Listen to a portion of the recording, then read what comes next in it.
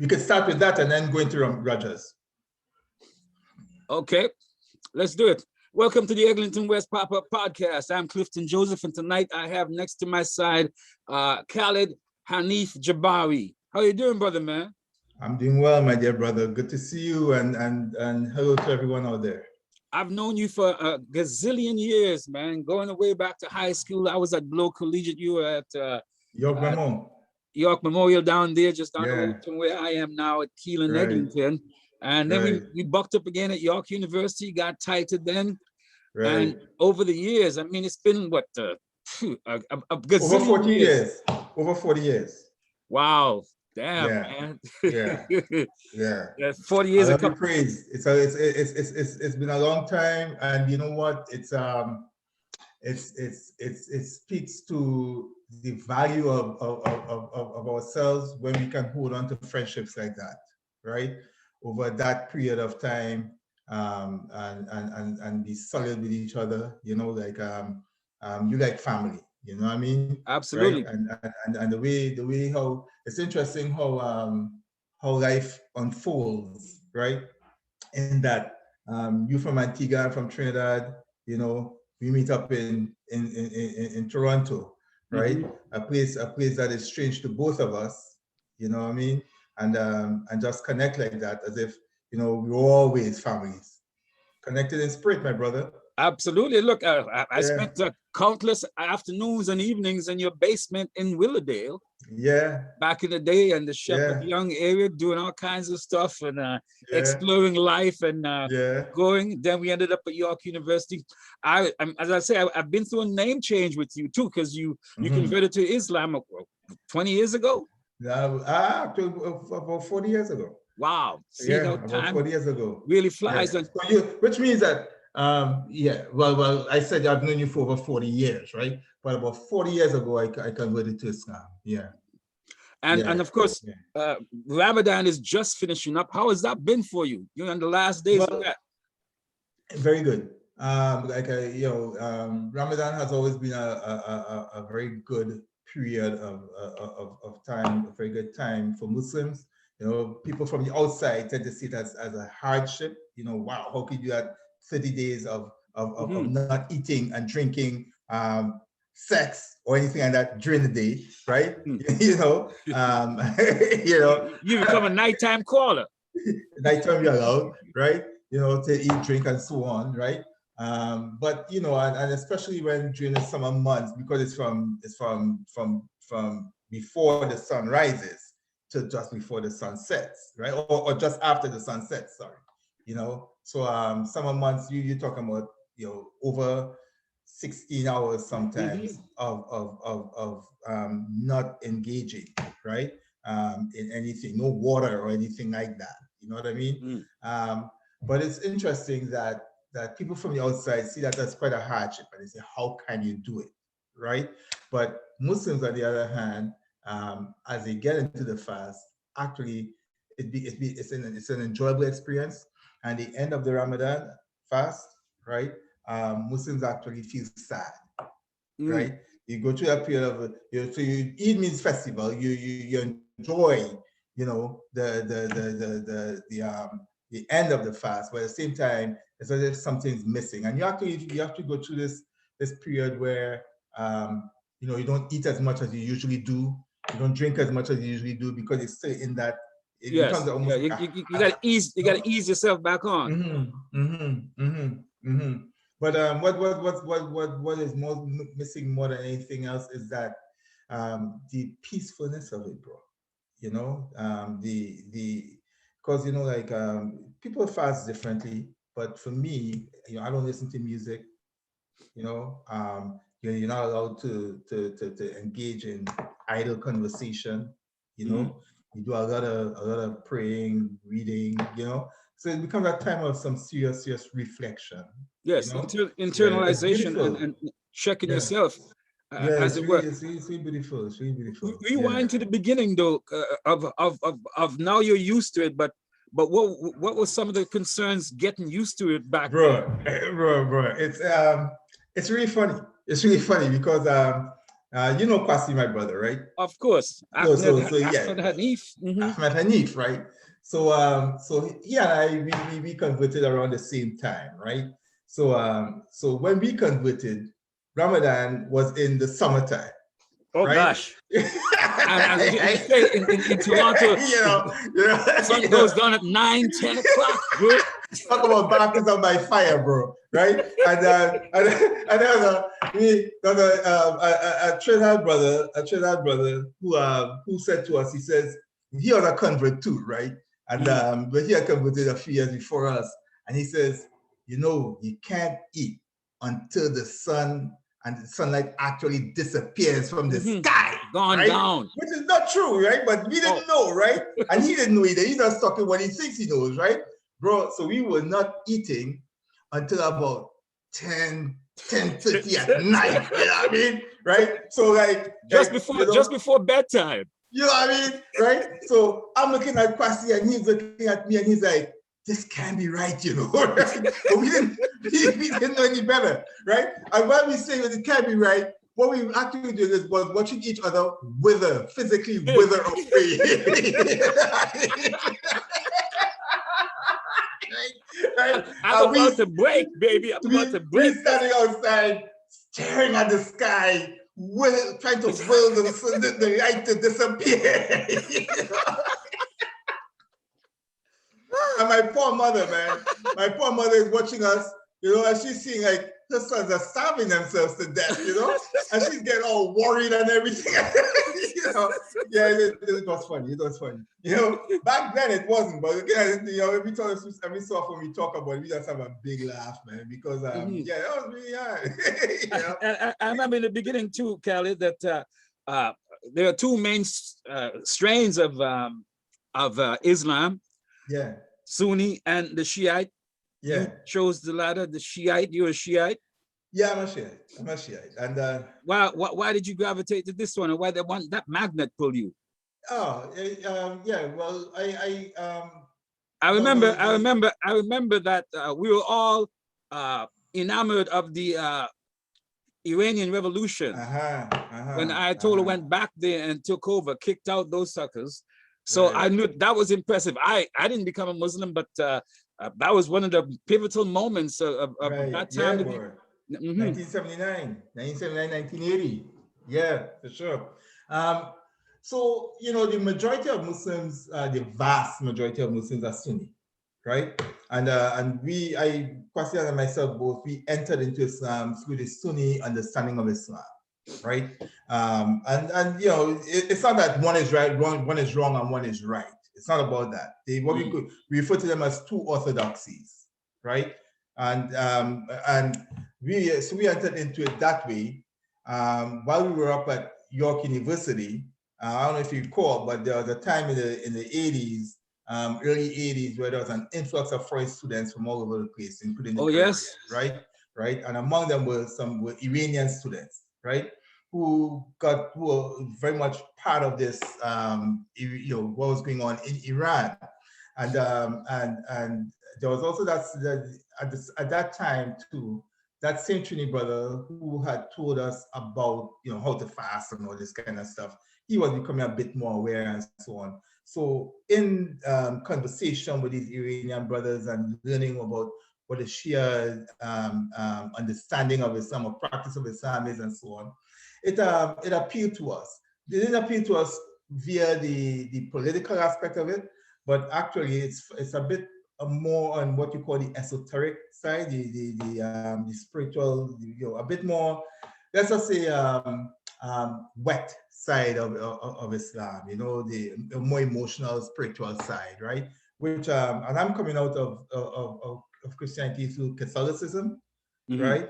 And in Catholicism, you have the idea of sacrifice, you have the idea of the suffering of Jesus and all that kind of stuff, right? Which, you know, emotion, you know, and spirituality has an emotional component to it, which I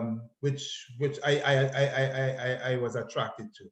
So the Shia understanding is not only about sacrifice, it's also about resistance, and it also has that very spiritual part to it, which you will find in what's called Sufism, that is a part of the Sunni understanding of Islam. But it's not to say that one is right and one is wrong, like I said. Well, I know that you come from a somewhat political family. That's one of the connections I had with your older brother Kwazi back in the day. Yeah. And coming out of Trinidad, I remember probably the most political Trinidad carnival was 1970. During the days, Black Power movements, NJAC, the National Joint Action Committee, Geddes Granger, and all those kind of folks. So, what do you remember? What do you remember from those times? And when did you come to Toronto? Well, Clifton, you know, that's a very good question, man. So it's funny. Where I am today, and my whole political outlook and how I see the world and all that, right? And I tell people this all the time, has been shaped by what I experienced in Trinidad at that time. I came to Canada in 1974, right? And if you read, you mentioned Geddes Granger, right? Now, what was happening in Trinidad Trinidad was being directly influenced by the Black Power movement in the States. Indeed, right? Of course. Okay. The dude who coined the phrase Black Power is supposedly Stokely Carmichael. Stokely, right? Kwame Ture, you know. Now I'm a little boy in Trinidad, but my family was a very conscious family, right? And this is particularly my mother's side, right? She's from an area of Trinidad called Belmont, right? And Belmont has a history of radicalism, right?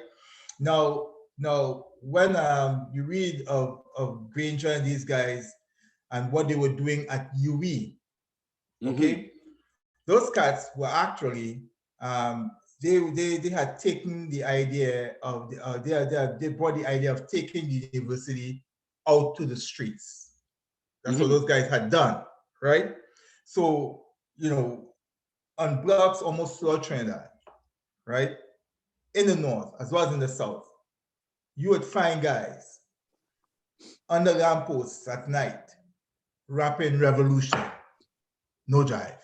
These are guys who, like a year or 2 years before that, would be under the lampposts, just shooting the breeze, cutting up each other, and so on. Drinking some liquor and beer. Suddenly, just liming, right? And suddenly the lime was revolutionary, bro, right? And we were getting a taste of that firsthand just because of where we were positioned in our residences, right? And you know, my introduction, you know, I remember being 10, 11 years old, you know, my uncles were playing Last Sports, 1970. Oh gosh, niggas are scared of revolution and all niggas that. Are scared of niggas are scared of and discussing that. I grew up with that. You understand what I'm saying, right? I grew up, you know, I knew people who were involved in the Black Power Revolution, Black Power movement personally, and so on as a kid. You understand? There was an attempted coup, right? Military coup.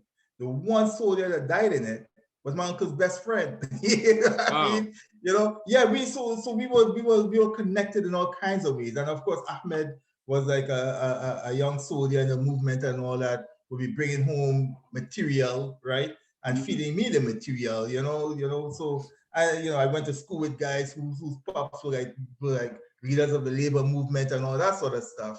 So by the time, you know, and the school that I attended, which was ironically an Irish-run Catholic school, right? There was a teacher in there who was also very radicalized, right? And he introduced us to African and Indian history at that time.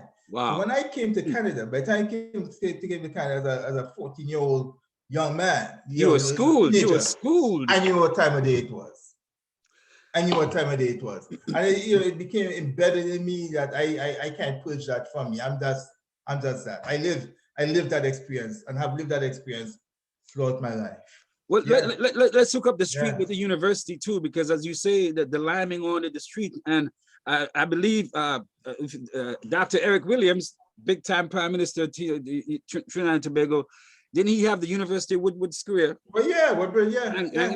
And Walter Rodney, the Guyanese scholar, had the groundies with my brothers when he was in Jamaica, hanging out on the streets too. So the streets and the universities, I guess, and the political mechanism came together in those movements there. Yeah, yeah. I mean, guys will come into our houses. I mean, I'm talking about so I was like 15, 12, 13, 14, all them ages there, right? You had young men coming around, in the early 20s, mid to late 20s and so on, right? And they'll be talking to us, right? Their family and friends, right? Talking to us about this guy in the Bible was black and that guy in the Bible was black and all this kind of stuff, right? The other thing in Trinidad that happened, right, was not only was it talk and not only was it protest, but it was also fashion. Oh, hey, fashion. Boy, fashion. You right? Can dress like you Trinidadians, boy. What's that thing you put in the pants to get that sharp thing?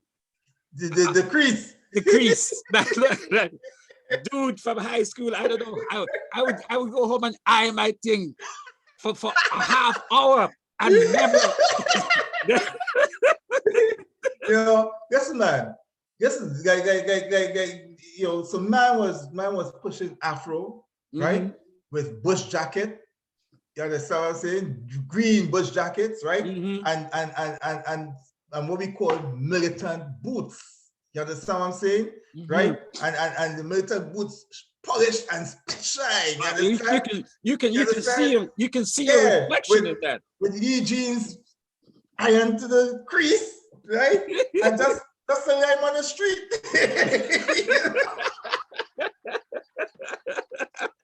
Hey, y'all had fashion. It was an interesting time. It was a really interesting time. Yeah. But how I connected with Kwasi back in the day was through we had a group called RAP, Reunited African Peoples, which was a conglomeration. That's a yes. So we had about maybe 20-something black high school clubs that sprung up, on their own, and then we got together in a federal body. We used to meet at Harriet Tubman Center and do all kinds of stuff.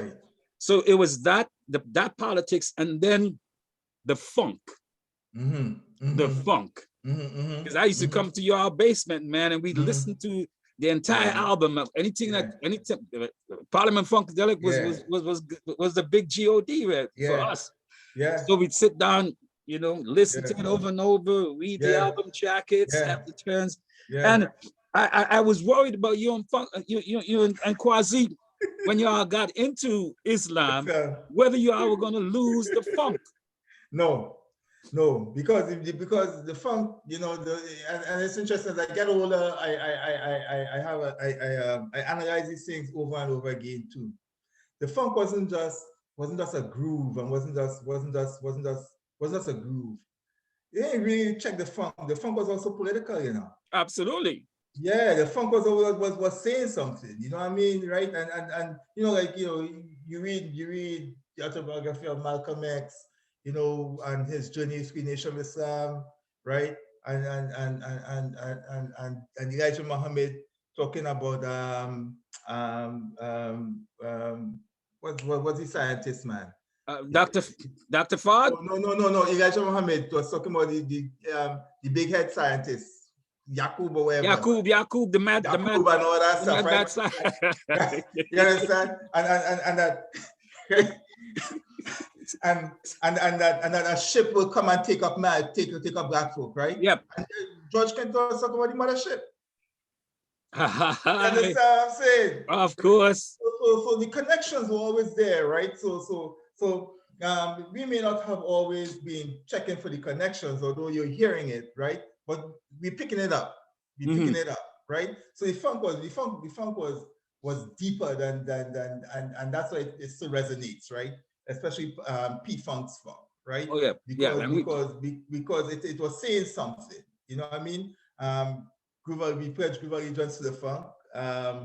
Pro Mental, Shitback, Wash Psychosis, and Animal Squad. One Nation Under a Groove. One Nation and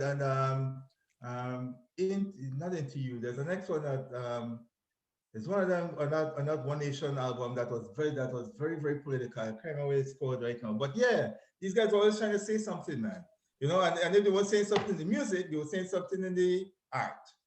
True. Right? And here's the thing, because you expanded my knowledge of Islam too, because here in the West, in Canada, America, and so on, we know of Elijah Muhammad and the Nation of Islam. When Malcolm came back from Mecca on his trip, he came up with two organizations, the Muslim Mosque Incorporated and the African American organization there to have his religious and then the political. Yeah. But you didn't gravitate to the Nation of Islam. You went directly. Why? Yes, because the Nation of Islam never okay. First of all, the Nation of Islam never resonated with me in terms of truthfulness, right? And for me, the autobiography of Malcolm X, which I first picked up, I think maybe I was 15 years old or so, right? And I still I actually have taught young Black men with this book, right? Because I refer to it as a roadmap to liberation. If not liberation for the community, liberation for the self, right? Because I see Malcolm as dying as a man who was completely free. You know, Malcolm died a man, right? On his own terms. You know what I mean? Right? For the love of, he gave his life for the love of his people, but he died on his own terms, a free man, right? And that book to me is like how to get there. You know what I mean? He took us through a journey. So now, you know, as the last poet said, right? Niggas love to talk about Malcolm, but they didn't love Malcolm, right? Okay, right? You know, because if you love Malcolm, you'd understand who Malcolm was, and you'd want to be like Malcolm in this way, right? That's true love, right? And yeah, so Malcolm going through that journey, it'll be ludicrous for me to go partway on that journey and then go back to the Nation of Islam. He left that, and he showed you why he left that. Oh yeah. He showed you the falseness of that ideology, which was pretty much confirmed by Elijah Muhammad himself when he designated Warith Deen Muhammad, his son, to be his successor. Because Warith Deen Muhammad was now in the fold of Islam as a Sunni Muslim, but in the fold of Islam, right? He didn't designate Louis Farrakhan, right? He designated Warith Deen Muhammad. So what Elijah Muhammad was saying, this is the path I want you guys to now go on, right? Yeah. We've done the others. Yeah. Wow. Khalid, one of the last political events me and you were involved in is you called me out of the blue, not out of the blue, but you called me about, you really cheesed off by the Exodus movie a few years ago where they had all these white actors playing the Egyptians. Pharaoh and all these guys, yeah. Yeah. Take me back through that, boy, and what motivated you then? Well, like I said, you know, the consciousness doesn't go away. The consciousness doesn't go away, and what I've learned through the years, though, is that I pick my fights. I pick my fights carefully, right? Because there's always something to be angry about. You know, as a black man, there's always something to be. Oh, James Baldwin say, man, it's hard being in North America because you're angry every day. You're angry every time, and you can't live with that. You know, that's unhealthy. You know what I mean, right? Like for example, you know, if a black man gets killed tomorrow in America, right? I will not allow myself to be emotionally moved because you know what I say to myself? That is America, right? You know, so another one will happen. Unfortunately, another one will happen a month from then. There you go. That is America, right? So I can't allow myself to always be emotionally moved by any of these things anymore, right? But a movie though, a movie. Yeah, but a movie, but you know, movies are propaganda tools, eh? We know that, right? Movies are propaganda tools, and there comes a time when you say enough is enough of certain things, right? Okay, Hollywood needed to have black people saying we're not gonna accept that anymore, right? So my protest against Exodus was part of a larger protest that was going on in the States, right? Which was saying we can't allow that anymore, and the protest worked. The protest worked. Yeah, and right? let me take it back to it. So because we got the materials, build up some signs. Must have been what, 10, 15 of us? Yeah, that's a small number. Small number. Yeah, young and Dundas. Yeah. Walking around. Yeah. People coming up and down. Yeah. Because that's where the movie was showing that when a big that's right. There, right? People walking up and down. And the key thing for me was that a lot of people were surprised and supportive. Yes.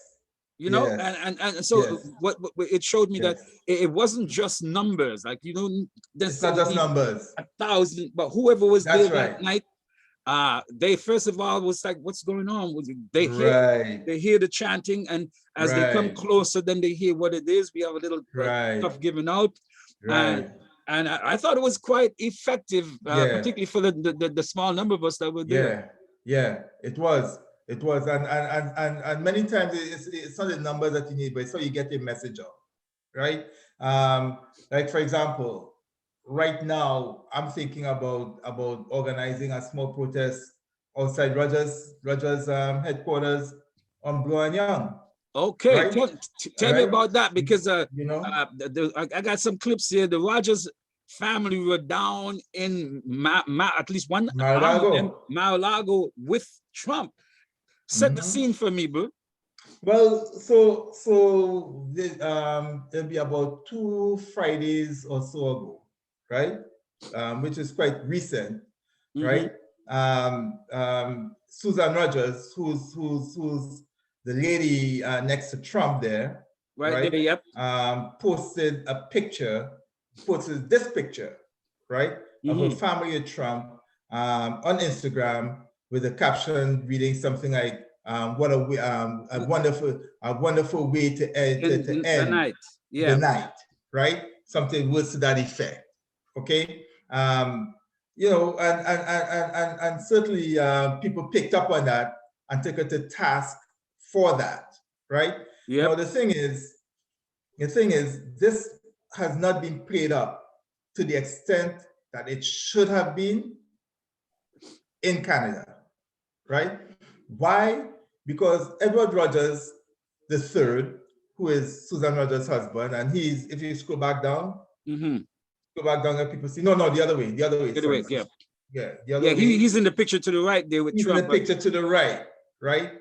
This man is the chairman of one of the largest corporations in Canada, right? We're looking at a picture here of one of Canada's wealthiest families with Donald Trump, right?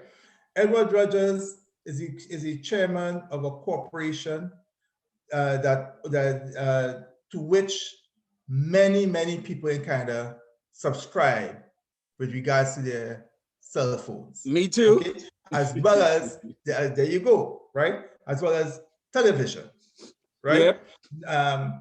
We listen to, you know, he controls media. City TV is owned by them, right? As well as several publications, Maclean's magazine being one. They've got their money in just about everything, baby. Everything. They control information, or they're part of the control of information. You know what I mean?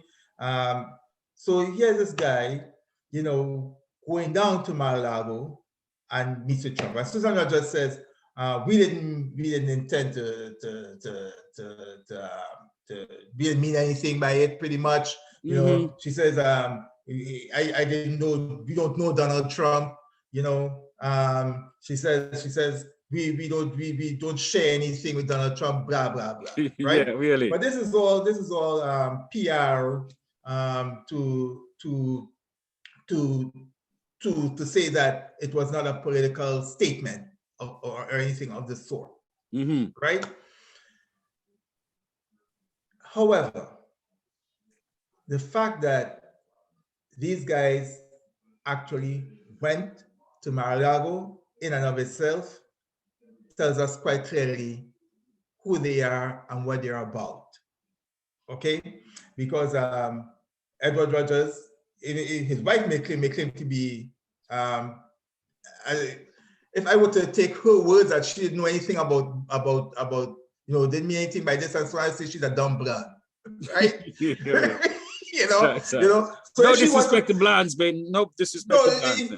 If she wants to posit herself in that stereotypical way, fine, she could own that, right? But he can't own ignorance here, right? Because you control news, you control information, you know who this guy Donald Trump is, and you went with your family and you stayed at Donald Trump's resort. You patronize Donald Trump's business, right? And then we have to look at, so who is Donald Trump, right? And why does Edward Rogers feel that he should patronize Donald Trump? Well, we all know who Donald Trump is. We all know what he represents, right? He represents everything from racism to fascism to misogyny, to bullying, or to making fun of disabled people. The whole bit. The man is just a repulsive character in every which way you can think of. Yeah, he defines the genre. Yeah, boy, right? And but most of all, we're talking about the racism and the fascism. We're talking about a man who tried to subvert a democratic process to stay in power as a dictator, right? And this we must acknowledge is what Edward Rogers favors, right? You're guilty by the company you keep. You cannot claim to be ignorant, my friend, right? Because we've had over 4 years of chronicled behavior from Donald Trump. You cannot claim ignorance. This is what you're about. And further to that, since this has come out, right, I've also learned that Edward Rogers tweeted in the past favorable comments about Donald Trump. So this isn't a one-off either. Well, I'm not surprised. I'm not surprised about that. Are you surprised that the ruling class in Canada supports the ruling class, aspects of the rogue ruling class in America? Not at all. Not at all. But what this is revealing, right? Because we know that Edward Rogers is not an isolated person in this respect. Conrad African-Canadian, Conrad Black has written about Trump glowingly for years. But let me shift. Let me ask you a question though, just to contextualize, right? Because I saw that the fashion school at Ryerson put out a statement because she endows them. Yeah. But then a statement came, next thing you know, it was taken down and replaced by a statement from Ryerson University itself. Let me read that to you. A previous post from the School of Fashion was not endorsed by Ryerson University and does not reflect Ryerson's views. We do not believe social media is the appropriate platform to judge the actions of others. Ryerson's values have long defined who we are and will always guide where we are going. They are the basis upon which we have built our unique, vibrant, diverse, and inclusive culture. We are dedicated to creating and maintaining a culture that echoes our values and demonstrates a commitment to the whole person. At the same time, we will continue to seek out new ideas. We will remain curious about perspectives we do not yet know, and we will be respectful of different viewpoints. What the fuck is that, Khalid? Did you understand that? It's talking loud and saying nothing. Absolutely. Right? Even reading it, I was trying to digest it, but couldn't. Yeah, exactly. It's actually saying nothing. And what it did was they took down a previous statement that was very direct. Yes. And that was calling out Edward Rogers, right? And Ryerson took that down and put this up instead, right? And means that Ryerson doesn't want to rock the boat regarding its most valuable benefactor. Yeah, because here's why in a way, right? Here are the numbers, some of the numbers about Ryerson and Susan Rogers and Rogers period.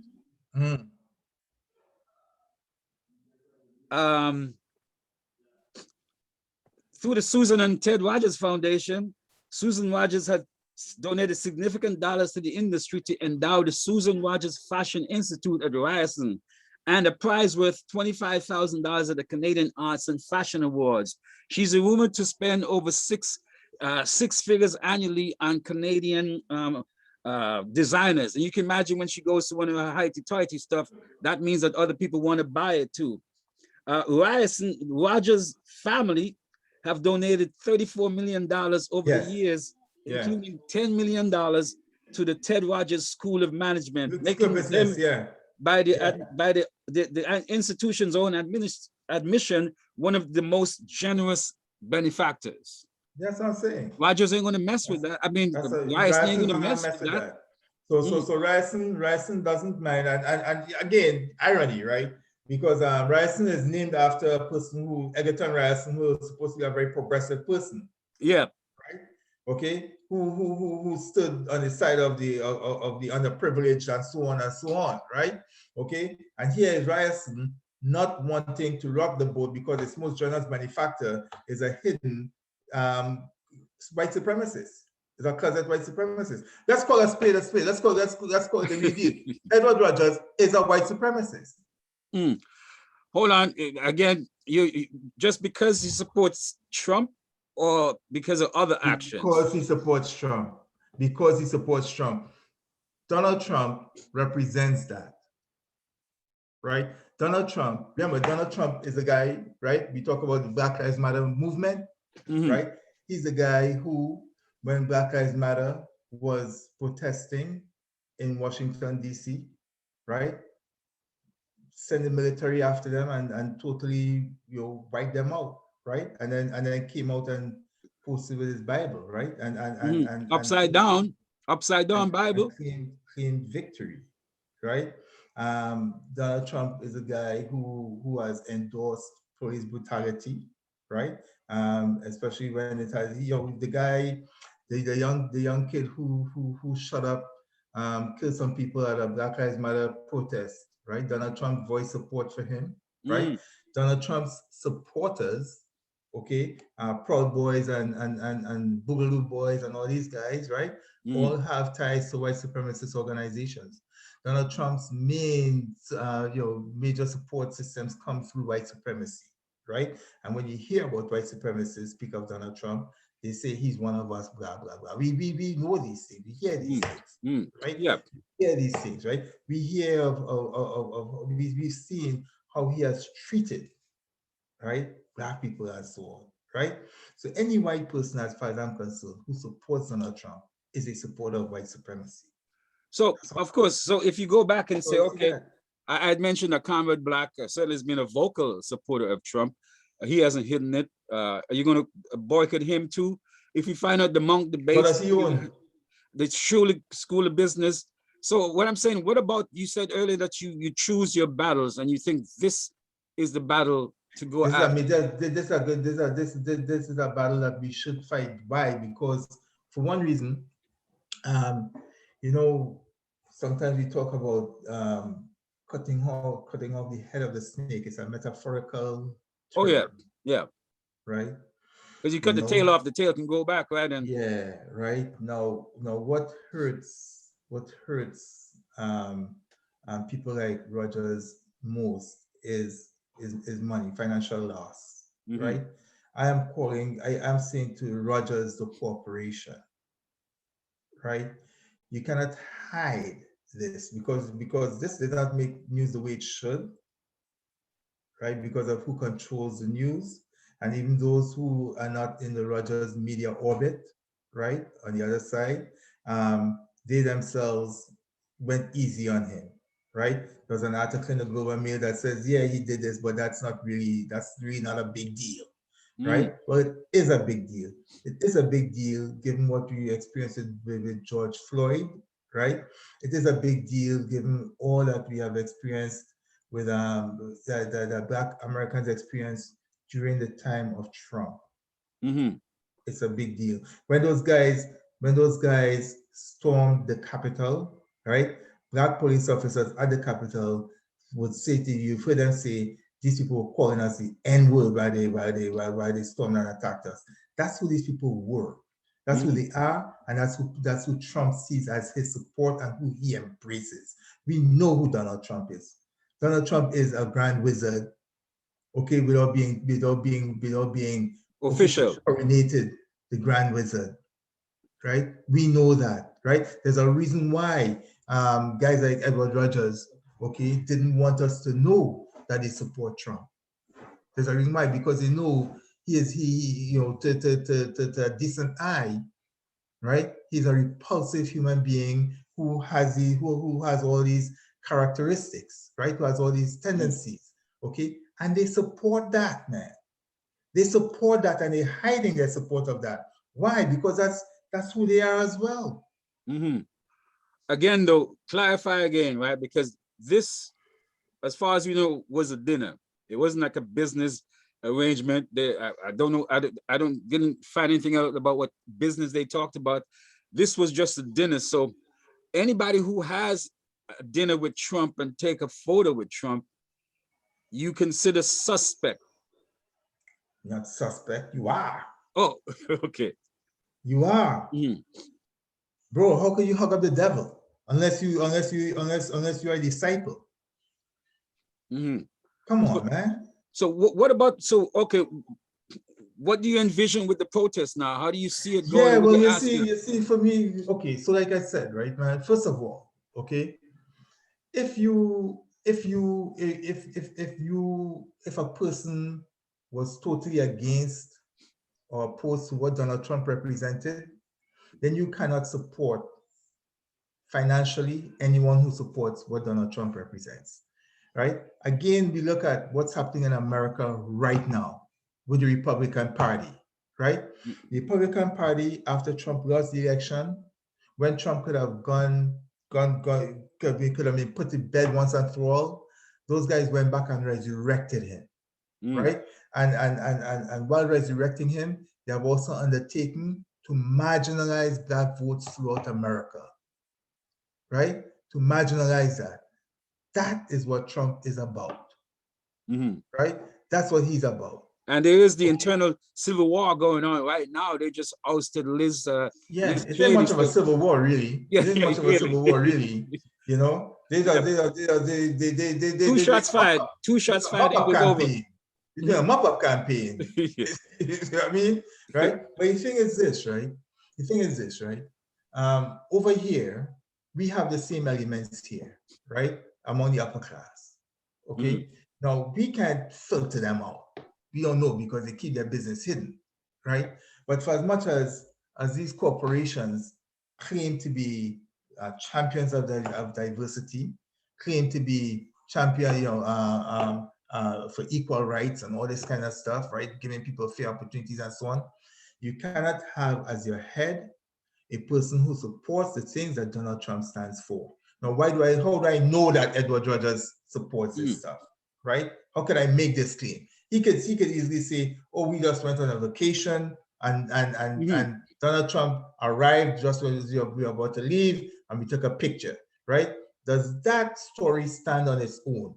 No, it doesn't stand on its own because you could have taken a vacation at any other resort in Florida. Well, hold on, also, Khalid, there's a lockdown where the entire government has been saying to citizens, yes, we know some of you have to travel for important details, but please don't, because we're going through a pandemic and we're in a lockdown. So yeah, but I don't know. But I'm not gonna try to jump on that because I don't know if he was there before the lockdown.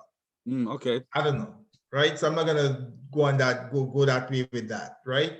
Okay. I'm gonna just I'm just looking at it from the picture itself and what I gather from that, right?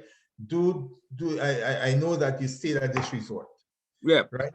You stay at this resort because and we got the photo. We got the photo to prove the photo.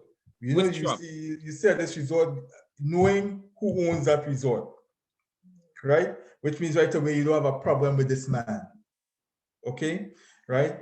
And you took a picture with this man. Yeah, you took a picture with this man, right? Because you like this man. You understand what I'm saying? Right? Now that picture was meant to be kept in the family album, okay? Yeah, but she went on, Suzanne, the wife, went on Instagram, baby. Yeah, right? Okay, he could have been, so you like this man. You went there to chances are you went there to hoping to meet the man, right? I can't say you arranged to meet him, but you went there to meet, hoping to meet the man, right? That's why you went to Mar-a-Lago. Exactly, to Trump's resort. He owns the joint. Yeah. That's probably where he's been sequestering for the long since the election, probably. So you support what he's about, right? No, that's his individual choice. That's fine. That's your individual choice.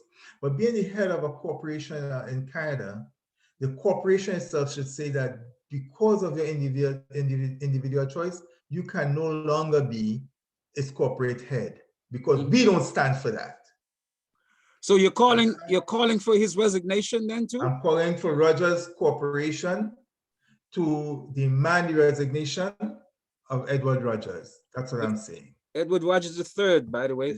That's what I'm saying. Yeah. That's what I'm saying. Rogers Corporation to disassociate itself from Edward Rogers and keep his shares and whatever, but he should step down from that position, because Rogers Corporation should say what he's about does not represent what the corporation is. Mm-hmm. And also, and towards that, you're calling for a boycott of Rogers products, period. Until Edward Rogers resigns. Mm-hmm. Yeah. So what's the ultimate strategy then? When does this take place, or what are you asking for? And well, I'm working on a possible to arrange a possible demonstration, and in the course of doing so, I'm also asking people who are subscribers to Rogers phones and other Rogers products to call Rogers, express their disappointment, dismay, and disgust. Yeah, right, with Edward Rogers' position, right? Because we know his position, okay, with relation to Trump and what he supports, right? And that they also unsubscribe. Mm-hmm. Right? Go find a competitor and go to the competitor, because that's how Rogers will then respond when that starts happening. Mm-hmm. But Rogers might come with a statement like Ryerson's statement. Doesn't matter. Okay. Doesn't matter. It doesn't matter what they say, right? They will eventually respond if this increases, if this continues, right? Because they look at their bottom line. Their bottom line is more important, even to Edward Rogers. Even if, as he steps out of office as a CEO, he holds his shares, he's still interested in the bottom line. Mm-hmm. Absolutely. So how do people get in touch with you if they're moved by your argument and similarly like you disgusted at this turn of events and would like to do something? How do people get to you? I will put something out, because I don't want anybody. I don't want to put out my personal information out there for people to for and I know you've actually even restricted yourself from Facebook, from social media. and then I made an exception for this. So 2 years or so you were off of the book, and now you're back. Yeah, you aren't missing much. You know what goes on there. Yeah. I didn't feel as if I was missing much at all. You know what I mean? But for this, I will definitely that's how we set up a boycott Exodus. I want to set up a page like that for because that page, I still get notifications from that page, because it's not the only one. It wasn't the last one. It wasn't the first one like that. The last one, So every time something comes up where it's like, what, who you get to play so and so, pop, I get a. It started something, right? Yeah, started something. Yeah, it just shows you it's a classic move, right? That some stuff change, but don't change, right? Yeah. So I'm gonna set up a boycott Rogers communications or some kind of thing on that page, and just send it out to people, and hopefully it'll steamroll and so on, right? What I also want to do is I noticed that some people were quoted, interestingly enough. People who benefited from Susan Rogers' largesse. She's known as the godmother of benefited from it at Ryerson. Became some of her strongest critics. you know? Yeah, because integrity is worth more than money, right? For some people, which is very commendable, right? And I want to see if I could get in touch with some of them and bring this protest together. Like you said, 15 people or whatever outside of Rogers with placards talking us out, right? It's going to raise a conversation, It's true. And Kelly, there's an interesting article in Fashion Magazine that explains how the Susan Rogers controversy exposed the Canadian fashion industry's funding problem. Yeah. So that the fairy godmothers like Susan Rogers actually haven't been making, they've been making a difference, but not the fundamental difference that needs to be made in the Canadian fashion industry. And there are people who are actually talking about that. So people can check out that that article in Fashion Magazine. Wow. And I think without questioning everyone's intent, right? Because who am I to say philanthropic undertakings for vain reasons, right? Oh, you mean so I can just say that Bill Gates is doing a fabulous job. He and Melinda, the Bill and Melinda Gates Foundation. Right. Okay. I'm not gonna question everybody's intent. Big. Right. But I do know that many of these people engage in these philanthropic undertakings for their own, to boost their own profiles and so on. You know what I mean? And it has its limited, it has its limits, right? In terms of we will support you provided that your political outlook is in line with ours, or that at least you keep it quiet, that kind of stuff. You know what I mean? And right? sometimes the donors actually get more out of it than what they donate. Yeah. Public relations and whatever. All that stuff, right? Yeah, PR is PR, right? It's nice to profile yourself as an organization that is, that promotes diversity, this, that, and the other. But then let's look at your boardroom. Does your boardroom reflect what you're saying, what your corporation says, right? When I look at your boardroom and I see predominantly, if not only, white people, who are themselves the heads of other corporations and so on, right? So where then, does diversity begin and end for you? You know what I'm saying? All that kind of stuff, right? So, yeah. So, okay, so, well, I guess this is happening now. This is early May, and do you have a timeline for when you're laying out your situation? Well, not exactly. I was hoping to start something this weekend, but I was not able to have enough time to devote to it and so on. I don't want to lose momentum with this, though. Right? I don't want to lose momentum with this.